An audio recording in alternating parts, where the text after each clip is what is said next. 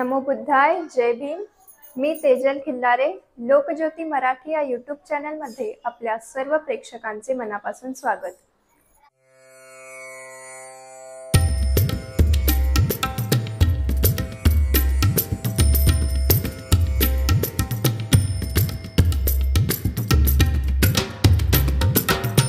आकाशासारखं ज्यांचं हृदय आणि समुद्राच्या पाण्याप्रमाणे ज्यांच्या हृदयामध्ये तथागत भगवान गौतम बुद्धाची करुणा मैत्री सामावली आणि ज्यांनी तुम्हा आम्हा सर्वांचं जीवन उद्धरलं ते तुमचे आमचे उद्धारक महामानव बोधिसत्व डॉक्टर बाबासाहेब आंबेडकर यांना त्रिवार वंदन. ज्या ज्या महामानवांनी तुमचं आमचं जीवनाचं उद्धाराकरिता मंगलाकरिता कल्याणाकरिता आपलं सर्व जीवन अर्पित केलं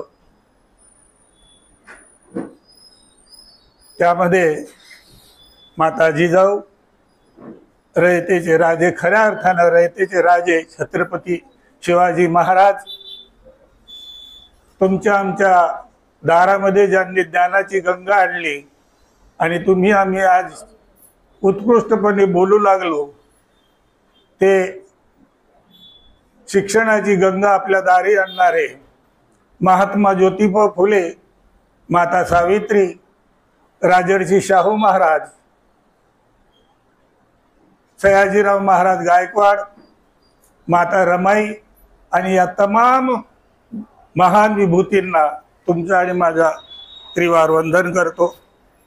श्रावस्ती येथल्या अनाथपिंडकाच्या जेतवन वनामध्ये वास्तव्याला असताना महामंगल सुत्ताप्रमाणेच्या पराभव सुत्ताच्या वेळेला एक देवपुत्र तथागताच्या दिकट आला आणि तथागतांना विनंती केली, समोर बसले आणि तथागतांना विनंती केली की भगवंता, माणसाचा पराभव ज्या ज्या कारणाने होतो ती कारणाच्या अनुषंगाने आम्हाला धम्मबोध द्यावा. आणि मग ती विनंती ऐकून तथागत भगवान गौतम बुद्धांनी या 12 सुत्ताच्या 12 गाथांच्या अनुषंगाने माणसाच्या पराभवाची लक्षण आपल्याला कारण सांगितलेली. ती कारण आता आपण ऐकूया. सुविजानो भवती अविजानो पराभव, धम्म कामो भवती धम्म देशी पराभव. उन्नती पावणारा माणूस, उन्नतीकडे जाणारा माणूस सहज ओळखता येतो आणि अवनतीकडे जाणारा माणूस सहज ओळखता येतो. कारण ज्याची उन्नती व्हायची असते, ज्याला उन्नती करायची असते तो धम्माचारी असतो, धम्माचरण आचरण करणारा असतो. आणि ज्याला अवन्नती करायचं जायचं असेल तो धम्माचं आचरण करणारा नसतो. दुसरी गाथा आहे, अंतस्स पियावंती संतेन कुरुते पियन, असंत धम्म रोचती तंग पराभवतो मुखम. आता असा जो माणूस असतो ज्याचा पराभव होणाराच असतो, असंतस्स पिया होते म्हणजे ज्याला सज्जन माणसं आवडत नाही, ज्ञानी माणसं आवडत नाही, अशा माणसाला फक्त दुर्जनच आवडतात. सज्जनांच्या प्रती, अशा दुराचारी माणसाच्या, दुर्वर्तनी माणसाच्या सज्जनांप्रती कधीही आदर भाव नसतो. कारण त्याचा तो काही गंधच नसतो, तो त्यात आलेलाच नसतो. त्याच्यामुळे त्याच्या दृष्टीने फक्त जी दुराचारी मंडळी जो त्या संगतीत असतो त्या संगतीचा त्याचा वावर असतो, म्हणून त्यांना अशीच माणसं आवडतात. निद्दाशिली सभाशिली अनुठाताच येवणारो. तिसरी गाथा आहे, निद्दाशिली सभाशिली अनुठाताच येवणारो, अलसो को धप्प यानो तंग पराभवतो मुखम. झोपाळू, मगाशी आर्य संस्कृतीप्रमाणे झोपाळू, नाच गाणे तमाशा बघणारी माणसं, कामधंदा न करता उद्योग करणारी माणसं, रिकाम टेकडी उद्योग करणारी माणसं, यांना राग बी खूप येतो. अशा माणसाचा पराभव होतो. चौथी गाथा आहे, यो मातरंग वा पितरंग वा जिंडकं गत यो बनंग, बहु संतोन भरती तंग पराभवतो मुख. माझ्यासारखा पुत्र, माझी आर्थिक परिस्थिती सगळ्या परीने संपन्न असून सुद्धा जर मी माझ्या आई वडिलांचा सांभाळ करू शकत नसेल, त्यांच्या आजारपणात किंवा म्हातारपणात त्यांची सेवा करू शकत नसेल, तर तथागत भगवान गौतम बुद्ध म्हणतात की अशा माणसाचा पराभव होतो. म्हणून भगवान बुद्धांनी महामंगल सुत्तात ती गाथा 4वी दिलेली आहे की माता पितू पठाण पुत्रदारस्व संगवाना कुलाची एक म्हणता एतंग मंगलम उत्तम. म्हणजे आपल्या एक लक्षात आलं असेल की महामंगल सूत्र सांगताना आपल्याला पराभव सूत्राचा आधार घ्यावा लागतो आणि पराभव सूत्र सांगताना महामंगल सूत्राचा आपल्याला आधार घेतल्याशिवाय ही दोन्ही सूत्र पूर्ण होत नाही. आपल्या लक्षात येते हे एक दुसऱ्यावर अवलंबून आहेत. यो ब्राह्मण वा समण वा असवा वापी वनिप गगम पुसावादेन पवयती तंग पराभवतो मुखम. जो ब्राह्मणाला, श्रमणाला किंवा अन्य कोणत्याही माणसाला खोटं बोलून लुबाडतो, फसवतो, त्याचा एक ना एक दिवस पराभव होतो. मी पुढे येणार, आता नाही बोलत. अशा माणसाचा पराभव होतो. 6वी गाथा पहुत्त वित्त पुरीसो सहिरज स भोजने एको भूयती साधुनिंग तंग पराभवतो मुख. माझ्याकडे सगळी धनसंपदा आहे, धनधान्याने मी संपन्न आहे, परंतु संकट काळी, दुष्काळाच्या काळी जर माझ्या आसपास असलेल्या माणसांचा न विचार करता मी त्या धनसंपत्तीचा, त्या धनधान्याचा एकटाच जर उपभोग घेत असेल आणि त्यांच्या प्रती माझ्या मनामध्ये जर दयाभाव नसेल, मैत्री भावना नसेल, तर मी त्यांच्या निंदेला पात्र होतो. म्हणजे माझा तो एक प्रकारचा पराभव आहे असं तथागत भगवान गौतम बुद्ध म्हणतात. 7वी गाथा आहे जाती थद्दो धन थद्दो गोत थद्दोच येऊ नरो सय्या जाती अतिमय्यती तंग पराभवतो मुखम. म्हणजे ज्या माणसाला जसं आता ब्राह्मणांच्या बाबतीत श्रेष्ठपणाचा भाव असतो तसं आपण म्हणूया की ज्याला आपल्या स्वजातीचा, गोत्राचा अभिमान असतो आणि त्या अभिमानापायी तो आपल्या नातलगांना, आपल्या आजूबाजूच्या लोकांना हीन लेखतो, अशा माणसाचा पराभव होतो, असं त्या गाथेचा शॉर्टकट अर्थ आहे. इत्ती धुत्तो सुरा धुत्तो अख्ख धुत्तो य नरो लध्वंग लद्धम विनाशेती तंग पराभवतो मुखम. परश्री आणि वेश्यागमन, मद्यपान मगाशी सांगितल्याप्रमाणे आणि जुगार यामध्ये आपली मिळवलेली संपत्ती जो माणूस घालवतो त्याचा पराभव होतो, हे आपल्या सगळ्यांना माहित आहे. सेही दारे ही असंतुट्टो वेशी असू पदिस्सती दिस्सती परदारेसी तंग पराभवतो मुख. घरामध्ये आपली कुलपती पत्नी असून सुद्धा त्या पत्नीच्या सहवासामध्ये जो माणूस जुग्रस्त रमत नाही, तिच्या आनंदात सुखात सुख मानत नाही आणि बाहेर खालीपणा करतो, अशा माणसाचा तथागत भगवान गौतम बुद्ध म्हणतात पराभव होतो. अतिथियोबनंग पोसो अनेती तिंबुवृत्तीनी तस्सा इस्सा न सुपती तंग पराभवतो मुखम. जो पुरुष वयस्कर असून, म्हातारा असून सुद्धा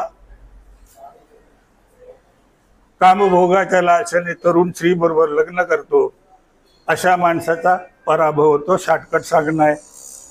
इत्ती सोंडी विकिरणी कुरिसवा ती तादिसंग इसारियस्मी उपेती तंग पराभवतो मुखम. दुर्व्यसने आणि उधळी व्यक्ती, माझ्यासारखी दुर्व्यसनी आणि उधळी व्यक्ती याच्यासाठी जर माझ्या हाती धनसंपत्ती दिली, मुख्याच्या जागेवर जर मला बसवलं, तर माझ्यामध्ये असलेल्या दुर्व्यसनामुळे आणि उधळेपट्टीमुळे म्हणजे कुठलाही खर्च न विचार करता खर्चणारा जो माणूस असतो, तो माणूस त्याचाही पराभव करतो आणि ज्याने त्याला नेमलेलं असतं त्याचाही पराभव होतो, असं तथागत भगवान गौतम बुद्ध म्हणतात. अपभोगो महातन्नो खत्तियो जाय ते कुले सोच रज्जन पथ्यती तंग पराभवतो मुखम. ज्या कुळामध्ये माणूस जन्माला असतो, जी आपली कुवत असते, आपली कॅपॅसिटी, आपण ज्याला इंग्रजीमध्ये कॅपॅसिटी म्हणू, की माझी कॅपॅसिटी जितकी आहे ती कॅपॅसिटी विसरून मी माझ्या कॅपॅसिटीच्या बाहेरचं जर मला कुठली गोष्ट प्राप्त करायची असेल, जी मला प्राप्त होणारी नाही पण मी प्रयत्न करतो, तर अशा माणसाचा सुद्धा पराभव होतो, असं तथागत भगवान गौतम बुद्ध आपल्याला सांगतात. ही 12 गाथेमधून आपल्याला सांगितलेलं तथागत भगवान गौतम बुद्धांनी माणसाच्या पराभवाची कारण. मी आज भाद्रपद पौर्णिमा, आपण जाणार आहोत तिकडे.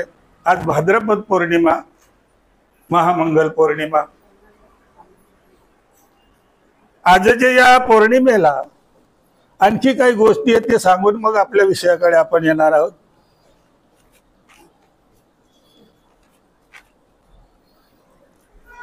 आजच्या या पौर्णिमेला आणखी एक गोष्ट सांगावीशी वाटते की आजच्या या भाद्रपद पौर्णिमेला तथागत भगवान गौतम बुद्धांना हत्तीने केळ दान केलंय आणि वानराने मधाचं दान केलेलं भेट दिली भगवंतांना.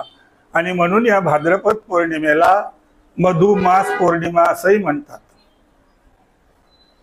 दुसरी गोष्ट अशी आहे की याच भाद्रपद पौर्णिमेला राजा कसा असावा देशाचा, या राजाला उपदेश केला आहे कौशलचा राजा प्रसेनजित. या प्रसेनजित राजाला 18 कारणाने उपदेश केलेला आहे. महत्वाची फक्त आपल्या हिशोबाने मी सांगणार आहे, विषयाच्या अनुषंगाने. त्यातली 3-4 कारणं मी सांगणार आहे. राजाला सांगितलं, प्रसेनजित राजाला तथागत भगवान गौतम बुद्धांनी उपदेश केला जो आम्हालाही उपयोगी पडतो. तेव्हा भगवान बुद्धाने सांगितलं की आपली चांगली वाईट कर्म सतत आपली सोबत करत असतात.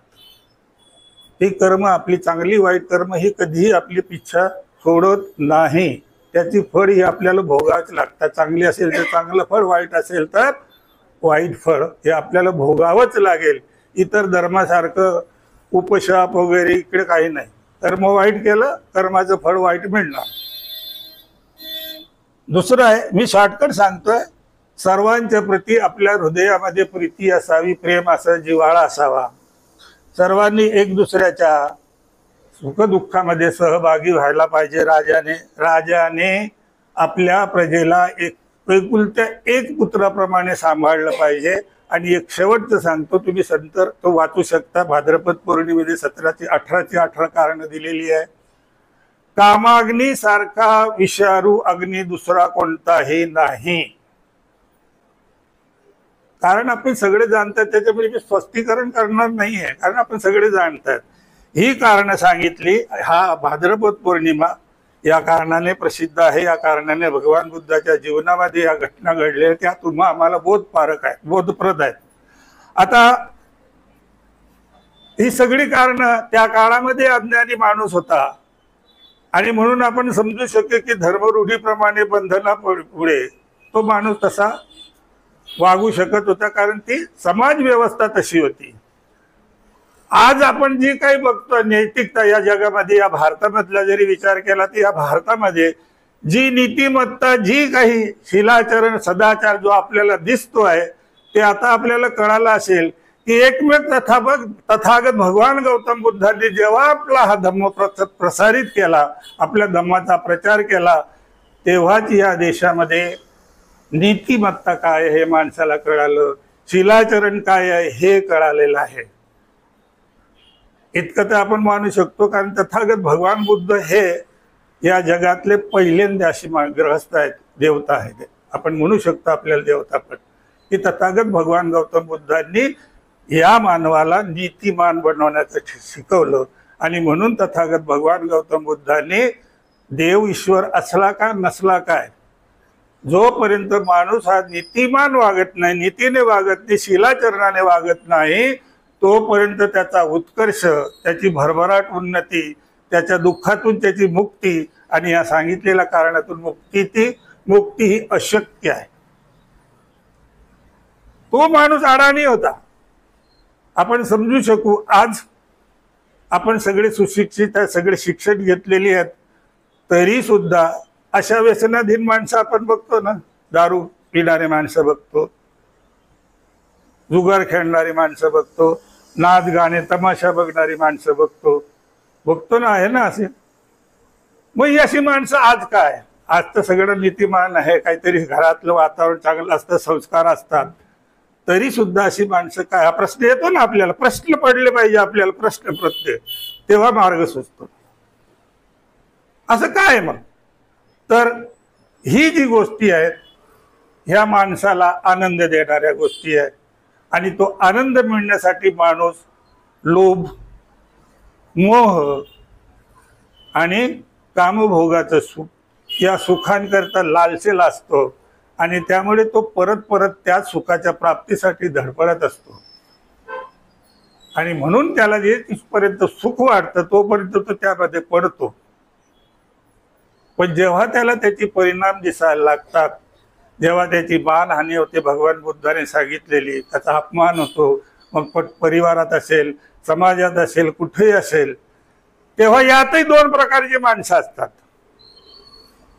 ज्यांना कळतं हे की मी हे जे करत आहे, मी जुगार खेळतो, दारू पितो वगैरे वगैरे, ह्या ज्या गोष्टी करतो हे मला कळतं, पण तो त्यामध्ये इतका गुरफटलेला असतो की त्याचा निघण्याचा प्रयत्न करतो. असा माणूस आज रे उद्या दुरुस्त होऊ शकतो, सुधरू शकतो. परंतु काही माणसं अशी आपण बघितली असेल, दारूच्या व्यसनाधीन किंवा अन्य व्यसनाधीन, त्या कितीही सज्जनांच्या मार्गाला लागली, कितीही त्याला घरातून उपदेश मिळू दे, समाजातून उपदेश मिळू दे, तरी त्याला फरक पडत नाही. अशा माणसाची गत काय होते ते आपल्या सगळ्यांना माहित आहे, मी त्यात जाणार नाही. पण हा जो माणूस आहे, कोण ज्याला पश्चाताप झाला की मी काहीतरी चुकतोय, मला यातून मार्ग काढला पाहिजे, आणि मग मार्ग काढत असताना त्याला दोन प्रकारचे या जगामध्ये जे वास्तव आहे त्या वास्तवानुसार माणूस यातून धडपडत, जोपर्यंत माणसाला सुयोग्य मार्ग मिळत नाही तोपर्यंत त्याची सुटका होत नाही. मग जी अवडंबर माजलेला आहे त्या अवडंबरनुसार मग कोणी आपल्या बुवा बाबाकडे जातो, मंत्रतंत्रवाल्याकडे जातो, जादूटोणावाल्याकडे जातो, कोणी दारूचं व्यसन सोडणाऱ्यांकडे जातो. अशा सगळ्या बाजूने तो प्रयत्न करतो, तरी सुद्धा तो माणसाची सुटका त्यातून होईलच हे सांगता येत नाही. हे सांगता येत नाही. हा माझ्या समाजाचा पराभव होऊ नये. आणि म्हणून आता आपण आपल्या मुद्द्याकडे येऊया. जेव्हा बाबासाहेब आंबेडकरांनी येवला मुक्कामी घोषणा केली की मी हिंदू धर्मात जन्मले, हे माझ्या हाती नव्हतं, पण मी हिंदू धर्मात मरणार नाही. ही काक बोलले बाबासाहेब. आता मागच्या मी तुम्हाला उदाहरणं सगळी दिली, ती उदाहरणं माहित होती. माझा समाज ज्याने इतके हाल अपेष्टा सहन केलेले आहे, ज्याला माणुसकी सुद्धा प्राप्त झालेली नव्हती, अशा माणसाला मला नीतिमान बनवायचा आहे, मला सदाचारी बनवायचं आहे, सद्गुणी बनवायचं आहे, तरच या माझ्या समाजाचा, माझ्या प्रत्येक समाजाच्या माणसाचा हा आदर राखला जाईल, त्याचा सन्मान होईल. तुम्ही आम्ही आज मितीला जे लोक म्हणत असतील स्वतःला वर्णश्रेष्ठी मोठी, बाबासाहेबांनी तुम्हा आम्हाला जगातल्या सगळ्यांमध्ये आपल्या सगळ्यांच्या डोक्यावर नेऊन बसवला, नीतिमान म्हणून, सदाचारी म्हणून, नीतिमान म्हणून. आणि म्हणून बाबासाहेब आंबेडकरांनी सगळ्या धर्माचा अभ्यास केला आणि मग हा महान असा धम्म, नीतिमान धम्म तुम्हा आम्हाला दिलेला आहे. पण होतं आज असं आहे की अजूनही आम्ही आपल्या विहारातले जे जे, म्हणजे हा टू बी नॉट टू बीचा प्रश्न आहे की अजूनही बाबासाहेब आंबेडकरांनी तुम्हा आम्हाला हा जगातला महान असा धम्म, विश्वगुरु विषय पण झालेला आपला, कोणी दिला माहित नाही, ह्या विश्वगुरूचा धम्म तुम्हा आम्हाला देताना बाबासाहेब आंबेडकरांनी यासाठी आम्हाला 22 प्रतिज्ञा दिल्या. ती 22 प्रतिज्ञा यासाठी दिल्या नाही की हिंदू धर्माच्या देवी देवतांची आम्हाला टीका टिप्पणी नालस्ती करायची, यासाठी दिला नाही. यासाठी दिलेली नाही 22 प्रतिज्ञा. त्या धर्माचे जो आचरण करणार असेल त्याला तो लखलाप असावा. पण ज्या संस्कृतीने तुम्हा आम्हाला हिन लेखलं पाणी सुद्धा पाजू दिलं नाही, त्या संस्कृतीची देवी देवता आमच्या काय उपयोगाचे? ती ज्याच्या असतील त्याच्या असतील, आमच्या काय उपयोगाचे? आजही आमच्यातली माणसं दोन्ही बाजूला पाय ठेवून आहेत. आम्हाला जेव्हा पाहिजे तेव्हा आम्ही त्या संस्कृतीत जातो, आम्हाला पाहिजे तेव्हा आम्ही धम्माकडे येतो. बाबासाहेब आंबेडकरांनी तुम्हा आम्हाला त्याच 14 तारखेच्या आधीच वॉर्निंग दिलेली होती. तुम्हाला भगवान बुद्धाचा धम्म घ्यायचा असेल तर स्वइच्छेने घ्यायचा आहे. तुमच्या गळ्यात मी मडकं बांधतो असं समजू नका. आचार विचार जर आपले शुद्ध ठेवायचे असतील तर माझ्या पाठी या, ज्याला माझ्या पाठी यायचं त्यानेच धम्माची दीक्षा घ्यायची आहे. इतरांना ज्या धर्मात गोडी वाटत असेल त्याने त्या धर्मात खुशाल राहावं, खुशाल मरावं. मी त्या बाबतीत काहीही बोलणार नाही असं बाबासाहेब बोलले होते. मग आम्ही स्वइच्छेने बघितलाय ना. मग जर आम्ही स्वइच्छेने हा धम्म घेतलेला आहे, ज्यामध्ये आमचं उन्नती आहे, प्रगती आहे, विकास आहे, शिक्षण आहे, सगळ्या बाजूचं आमची प्रगती आहे, तर आम्हाला भगवान बुद्धाच्या धम्माप्रमाणे आम्हाला पालन केलं पाहिजे की नको? केलंच पाहिजे ना. आणि बाबासाहेबांनी हे माहित होतं, म्हणून बाबासाहेब आंबेडकरांनी आम्हाला 22 प्रतिज्ञा दिल्या. त्या 22 प्रतिज्ञा काय होत्या? मी मगाशी आपल्याला माझं दुसरं प्रवचन तुम्ही ऐकलं असेल की तथागत भगवान गौतम बुद्धाचं पहिलं प्रवचन असा त्याचा विषय होता. तथागत सम्यक संबुद्धांना जेव्हा सम्यक संबोधी प्राप्त झाली तेव्हा तथागत भगवान बुद्ध विषाद योगात होते की मला प्राप्त झालेली ही सम्यक संबोधी मी देऊ कोणाला देऊ. तेव्हा शोधत शोधत तथागत भगवान गौतम बुद्ध पायी चालत सारनाथला गेले. त्या 5 भिक्खूंना दिली. ते त्या दिवशी मी सांगितलं, ज्यांनी ऐकलं त्यांना माहिती आहे म्हणून स्पष्ट करत नाही आहे. त्या 5 भिक्खूंना दिल्यानंतर धम्मचक्र प्रवर्तन झालं. ती 5 भिक्खू धम्मामध्ये आली. त्या भिक्खूंना सांगितलं 4 आर्य सत्य, आर्य अष्टांगिक मार्ग. ह्या अनुषंगाने भगवान बुद्धांनी त्या 5 परिव्राजकांना धम्म दीक्षा दिली. 4 आर्य सत्य, आर्य अष्टांगिक मार्ग, दुसरं तिसरं काही नाही. शील, प्रज्ञा आणि समाधी मी त्याच दिवशी सांगितलेलं आहे. शील, समाधी आणि प्रज्ञा 3 गोष्टीचं आचरण करण्याला आम्हाला बाबासाहेबांनी बंधन घातलेलं आहे, भगवान बुद्धांनी बंधन घातलेलं आहे. आणि बाबासाहेब आंबेडकरांनी ज्या 22 प्रतिज्ञा दिल्या त्या 1 ते 10 प्रतिज्ञा त्या काय आहे? प्रज्ञा आहे. मी भगवान कोणत्याही देवी देवतांना मानणार नाही, कारण मला त्याच्यापासून काही फायदाच नाही. जर फायदा नाही तर मी का मानू? टीका म्हणून नाही केलेला बाबांनी. आणि आपणही त्या बाबतीत ज्याच्या धर्माच्या कुठल्या धर्माच्या बाबतीत टीका टिप्पणी तुलना करू शकतो आपण, पण टीका करू नये. 1 ते 10 पर्यंतच्या या ज्या 22 प्रतिज्ञा बाबासाहेबांनी दिल्या या प्रज्ञा आहेत. आणि 11 ते 17, 18 मालापर्यंत हे शिलाचरण आहे. आणि 18 ते 22 पर्यंतच्या ह्या जी प्रज्ञा हे जे आहेत ही समाधी आहे. इथपर्यंत आपल्याला कळालं, कारण समजली, ज्याच्याने माणसाचा ऱ्हास होतो. आम्हाला मार्ग मिळाला. आम्हाला काय मार्ग मिळाला? आम्हाला शिलाचरण केलं पाहिजे. शिलाचरण केल्यानंतर आम्हाला काय केलं पाहिजे? प्रज्ञा पण आम्हाला प्राप्त केली पाहिजे. आणि समाधी म्हणजे प्रयत्न करणे, कठोर प्रयत्न करणे, तपणे, विपश्यना करणे. या 3 गोष्टी आम्ही जर केलं, आम्हाला फार काही करायचं नाहीये. आमचं सदाचाराने जीवन जगण्याकरिता, शिलाचरणाने जीवन जगण्याकरिता, नीतिमान होण्याकरिता फार काही गोष्टी करायच्या नाहीये. जे आजपर्यंत आम्ही दररोज विहारामध्ये प्रत्येक ठिकाणी पंचशिलाचं वदत असतो तोंडातून, ती फक्त 5 शील पाळायची. आता मला मी असेल त्यात पहिल्यांदा मी माझ्या स्वतः घेतो कुठली गोष्ट. आपल्याकडून की शिलाचं पूर्ण 5 शिलाचं पालन होतं का? होतं? खूप कमी माणसं असतील, मी सुद्धा नसेल यात. 5ही शिलाचं पालन आमच्याकडून होत नाही. मग सांगा आम्ही बौद्ध आहोत? नीतिमान बौद्ध, शीलवान बौद्ध म्हणलं हे जे बाबासाहेबांना बुद्धाला अपेक्षित आहे ते मी पण आहे त्यात. मी असं म्हणत नाही, दुसरीकडे बोट नाही, माझ्याचकडे आहे. तर आम्ही पंचशिलाचं पालन करत नाही. आणि जेव्हा आम्ही पंचशिलाचं पालन करत नाही, आम्ही सगळे पर्यटन केलेली माणसं आहेत, बहुतेक पर्यटन केलेले असतील. केले ना बहुतेकांनी पर्यटन? जेव्हा आम्ही पर्यटनाच्या माध्यमातून या पवित्र स्थळांना भेट देतो, नतमस्तक होतो, तेव्हा आपल्यासोबत बाहेर देशातली माणसं आलेली, बौद्ध माणसं आलेली असतात. आपल्या आचरणात त्यांच्या आचरणात किती जमीन आसमानचा फरक असतो. त्यांचं किती शिस्तबद्ध कार्यक्रम असतो. आम्ही तिकडे गेलो की फक्त कुठं नेणारा कुठं असतो, आम्ही कुठं असतो, फोटो काढत असतो. काही बरोबर?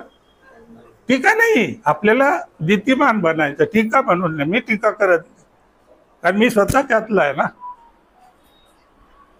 तर मग आपल्याकडे बघण्याचा दृष्टिकोन जो आहे तो इतर देशातली जी बौद्ध मंडळी आहे त्यांचा आपल्याकडे बघण्याचा दृष्टिकोन बदलतो की अरे हे अजून बौद्ध झालेच नाही, मला मुद्दा यायचा आहे, याच्याकरता मी गुरुजींना बोलवलंय आणि मग पुढे यायचं आहे. असं जर असेल तर आज भारतातच नाही तर संपूर्ण जगामध्ये महाबोधी विहार मुक्ती आंदोलन चालू आहे. तुम्ही आम्ही कदाचित आजपर्यंत जी जी काहीतरी धरणं आंदोलन झाली, कुठल्या तरी कार्यालयावर धडक मोर्चे दिले गेले असतील, त्यामध्ये आपल्यातली काही सामील झाली असतील, आहेत आपल्यामध्ये ती स्पिरिट आहे, आपण करू शकतो, कारण बाबा करतात धम्मा करता आपण जातो. अशी काही माणसं गेलेली असतील, मला या मान्य आहे. पण जर आपण बौद्धच नाही तर तिथं जाऊन निषेध मारून काय उपयोग आपला, काय उपयोग? कारण आज ह्या महाबोधी विहाराचं आंदोलन इतकं तीव्रतेने चालू आहे. या महाबोधी बुद्ध विहाराच्या मुक्तीकरिता जगातले सगळे बनते आहेत. आपल्या भारतातल्या सगळ्या संघटना आहेत आणि त्यामध्ये न पुरे तर तुमचे आमचे राष्ट्रीय कार्याध्यक्ष डॉक्टर भीमराव यशवंतराव आंबेडकर यांनी आपला सहभाग नोंदवला आहे. त्यांच्यासोबत आकाश लामा आहेत, त्यांच्यासोबत भंते विनयाचारी सुद्धा आहेत आणि ते शब्द भारतभर भ्रमण करत आहेत. आणि हे आंदोलन जास्तीत जास्त तीव्र करण्याचा प्रयत्न आहे, जेणेकरून तुम्हा आम्हाला आमचं हे महाबोधी विहार आमच्या ताब्यात यावं. इथपर्यंत गोष्ट आली. आता गोष्ट अशी आली की ही जी चालू आहे, सरकारला पण असा विचार पडलेला आहे की महाबोधी बुद्ध विहार द्यायचं तर कोणाच्या ताब्यात द्यायचं. कोणी तर असं पाहिजे की ज्याच्या ताब्यामध्ये महाबोधी विहार द्यायला पाहिजे, तर तो खऱ्या अर्थानं बौद्ध असला पाहिजे, आचाराने विचाराने नीतीने बौद्ध असला पाहिजे. तर कोणाच्या ताब्यात द्यायचं? कदाचित ते विचार करत असतील. कदाचित यामध्ये जे भंते लोक आहेत त्या भंतेमध्ये काही हिनयानपंथी भंते आहेत, महायानपंथी भंते आहेत. माझ्या माहितीनुसार जे मला ज्ञान अल्पमतीनुसार ते तुमच्या समोर ठेवतोय मी. तंत्रयानपंथीचे, सहजयानपंथीचे असे भंतींचे प्रकार आहेत जे भगवान बुद्धाला मानतात. परंतु ही जी मी कारणं सांगितली यालाही मानणारे भिक्खू संघ आहे. आणि आपल्या भारतातले ह्या संत बिडू सगळे तिथं आंदोलन करतात. अशा वेळेला विचार पडतो की मग भगवान बुद्धाचे हा महाबोधी विहार ताब्यात कोणाच्या द्यायचं? जर सरकारने ठरवलं, आता एवढी तीव्रतेने जर संघर्ष सुरू आहे, तरच भगवान करो बाबासाहेबांच्या घराण्याला जर तिथं बोलवण्यात आलं, सन्माननीय आदरणीय डॉक्टर भीमराव आंबेडकरांना जर बोलावण्यात आलं आणि विचारलं की समजा आम्ही तुम्हाला महाबोधी विद्यार कमिटीमध्ये घ्यायचं झालं तर तुमच्याकडे बौद्ध किती आहेत? सरकारने विचारलं, समजा आहे, to be not to be प्रश्न आहे की समजा तुम्हाला विचारलं की आम्हाला समजा बुद्ध विहार कमिटीमध्ये तुमचा अंतर्भाव करायचा, त्या कमिटीमध्ये, कारण एकाची तर नसते संस्था, एकाची नसते, बरोबर ना? तर कमिटीमध्ये तुम्हाला घ्यायचं झालं, कारण भारतीय बौद्ध महासभा ही बाबासाहेबांनी 1954-55 साली तुम्हाला करता दीक्षेच्या आधी दिलेली आहे. तर मग भारतीय बौद्ध महासभेचा सहभाग त्या कमिटीत पाहिजेच ना आम्हाला. मग जर साहेबांना विचारलं की तुम्हाला आम्ही कमिटीमध्ये सहभाग करतो आहे, तर तुमच्याकडे बौद्धांची संख्या किती आहे? काय सांगतील साहेब? आज आम्ही सगळं काही करतोय, पण आम्हाला जोपर्यंत आम्ही स्वतः वैयक्तिक दीक्षा घेत नाही, दीक्षा घेऊन जोपर्यंत आम्हाला दीक्षेचं सर्टिफिकेट मिळत नाही, दाखला मिळत नाही, तोच तर भैया साहेब दाखवतील ना तिथं की साहेब हा माझ्या लोकांचा धम्मदीक्षेचा दाखला आहे, इतकी इतकी संख्या माझ्या बौद्धांची आहे, हे साहेब दाखवू शकता ना. आणि म्हणून माझी नम्रतेची विनंती अशी आहे सगळ्यांना की जितकी तळमळ आपल्यामध्ये असेल बाबासाहेबांच्या प्रती, बुद्धाच्या प्रती, प्रत्येकाने धम्मदीक्षेचे फॉर्म भरायचे आणि येत्या ऑक्टोबरला अध्यक्ष ज्या सांगतील आणि आपले सन्माननीय जिल्हा संस्कार प्रमुख आदरणीय दिवर गुरुजी सांगतील त्याप्रमाणे त्या दिवशी आपली धम्मदीक्षा होईल. फार मोठ्या संख्येने आपल्याला ही धम्मदीक्षा घेऊन दीक्षा प्रमाणपत्र आपल्याला घ्यायचं आहे, जो आपला सरकारी नियमानुसार आपला पुरावा असेल. इतके आमचे बौद्ध आहेत. आणि मग सरकारला विचार करावा लागेल की भारतीय बौद्ध महासभेला या कमिटी स्थान द्यायचं का नाही द्यायचं. यासाठी माझा अट्टहास होता. आता उरता राहिला प्रश्न. मी तुम्हाला कारण सांगितली, उपाय सांगितला. आता राहिला मार्ग. मला औषध घ्यायचं आहे ना. आता औषध घेतल्याशिवाय माझा आजार दूर होणारच नाही ना. नाही तर मग उपाय काय एवढं सांगून. तर औषध आम्हाला घ्यायचं. आता ह्या रोगातून बाहेर पडायचं, माझा अपमान होऊ नये, माझी मानहानी होऊ नये. तर मला काय करायचं आहे. भगवान बुद्धांनी आणि बाबासाहेबांनी आम्हाला प्रत्येक महिन्याला 4 गोष्टी दिलेल्या आहेत. प्रत्येक महिन्याला आम्हाला 4 गोष्टी दिलेल्या आहेत. जितकी पौर्णिमा आम्हाला प्रेमाची आहे, आदराची आहे, श्रद्धेची आहे, तितक्या आणखी 2 गोष्टी आहेत. 2 अष्टम्या, 1 अमावस्या आणि पौर्णिमा. 4 गोष्टी. खात आहे बरोबर.